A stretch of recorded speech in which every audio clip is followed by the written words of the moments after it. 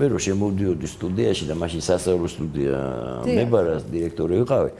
ავთანდილივით შემოვდიოდი ხოლმე. ესე იგი, ძაღლები, კატები, მტრედები, ჩხიკვები მყავდა, კაცო, ჩხიკვები, გოჭები დამდებდნენ ჩხიკვები.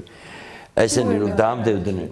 ჩხიკვები, აბა კაცო, ხელიდან ვაჭმევდი და მე ერთ-ერთმა დამპატიჟა, რომ ისაო ბატონო ლევან მინდა ორო სტუმრად გვეწიოთო, აქვე იყო რაღაცა პურმარილივით გააკეთეს. და რომ მივედი დამხდა ეს ჩხიკვები დახოცინილო. იმე ისეთი ის მივიღე, სტრესი მივიღე. აღარ მოყვები მე იქ რა მოხდა, ისინი აქ აღარ შემოსულან საერთოდ.